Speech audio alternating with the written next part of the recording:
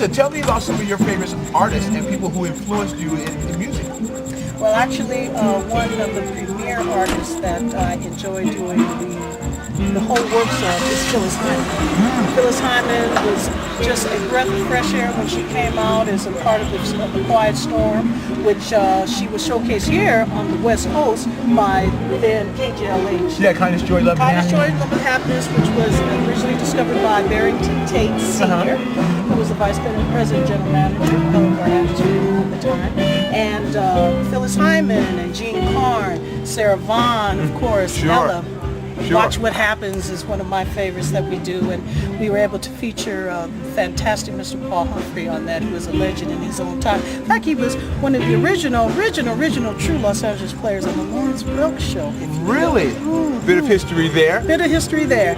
And then, of course, along with Tony Drake and Mark Cargill and Greg Cook, we created so many different beautiful arrangements and original arrangements like Carousel that can be found on our Watch What Happens album. Sure. And there have been so many different mixtures from Barbra Streisand, so enriching from Diana Ross, Patti LaBelle, on and on and on and on. But just so many great artists that I have really enjoyed. But Phyllis is definitely one of my top favorites. I do a particular song of hers entitled "Old Friend," which was one of the last songs that was written and composed by Miss Linda Creed before she passed away.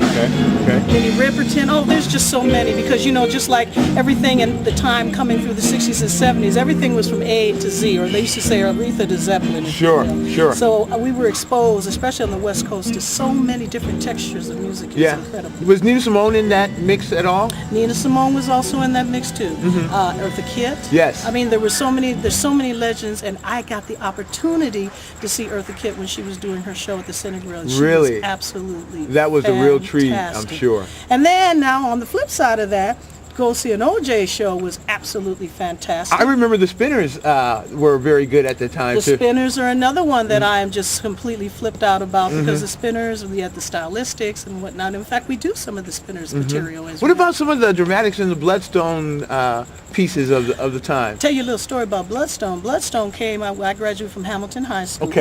And which is its own music academy now, if you will, as I was in madrigals there, if you will. And at the time, Bloodstone just decided to do a concert, and they just happened to pick Hamilton. And we were seniors at the time. We were walking down and said, "You know what? Bloodstone's performing in the auditorium." We said, "Yeah, right." Went over there, full concert, lights, sound, everything. Truly Bloodstone. It was amazing. What a treat. It was crazy. What a treat. Incredible. What a treat. So that was wonderful. Thank you for sharing that with our audience about some of your influences. And again, we look forward to seeing you perform. I thank you so very much. You're very welcome.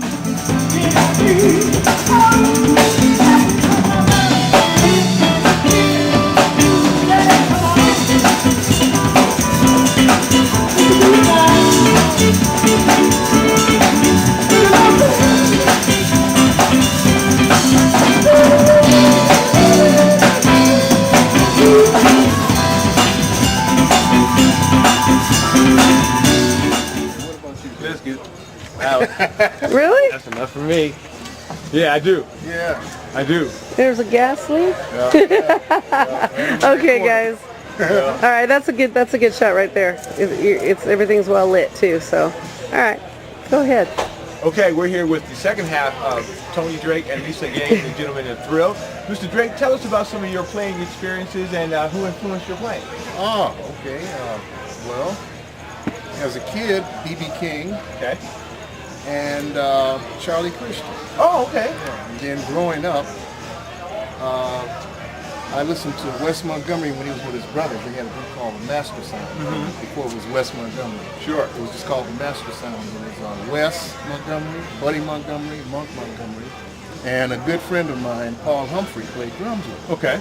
And I was listening to Kenny Burrell, Grant Green, guys some of the like jazz that. greats. Yeah, and I was like pretty much the outcast in junior high because everybody was listening to rock rock and roll and whatever they call it. Sure. At the time, and I was listening to a whole different genre of music. Would Blue Note be included in some of that? Blue Note, yeah. right, Verb. Yeah, right. yeah. And as I, grew older and more experienced, my music teacher exposed me to John Blaylock, who was a legendary guitarist. That's who I took lessons from. I studied with him. Yes, sir. And he's the one that turned me on to a lot of different things. And a lot of my lessons weren't really playing. It was sitting down and with him, and we would analyze music. Say, now, what do you think so-and-so was thinking when he played that? And he says, now, play it. Express it. Right. Yes. And, interpret it in your way. Sure. And we sit in the room, just two of us, locked up and just working on things, Mm-hmm. And that's pretty much how I got my feet wet, in the, the music, And for those of you who don't know, it is a challenge to be so disciplined and to be so successful at making the time for your instrument. A lot of people could blow it off, but you're very disciplined and sticking with your craft to be one of the best. So, thank you. So what could you tell some of the young players that might be able to assist them if they want to be musicians and some of the things that it takes to be a pro? Well, all I can tell you is when my music teacher told me, John Blaylock said, the other guys get to play now, you get to play later. And I didn't understand what he was talking about at the time. But once I got into the music business, and I'd worked with, some of the top names in the industry. Yes. And I traveled the world with, and I got paid for traveling. I didn't have to pay for traveling. Sure. My tickets were paid, my room was paid, and I got paid quite well. Yep. And I understood what he meant then when he said that you get to play later. They were out in the streets playing baseball and football and whatever, and basketball. And I was in the house working on, my scales or just, theory in general. And I'm looking out the window saying, I wish I could be out there, and they're playing. But then when we became adults, they had to go to work. Sure. And I'm traveling all over the place and having a great time. Well, it shows your playing is just outstanding. Well, I just love what I do. And it shows. It really shows. Ladies and gentlemen, Tony Drake of Lisa Gay and Tony Drake and the gentlemen of Thrill. It's been a thrill having them here for this particular interview here at the Alley Cat Jazz here in Rialto. Thank you very much, Tony. Well, thank you, Dad. You're very welcome.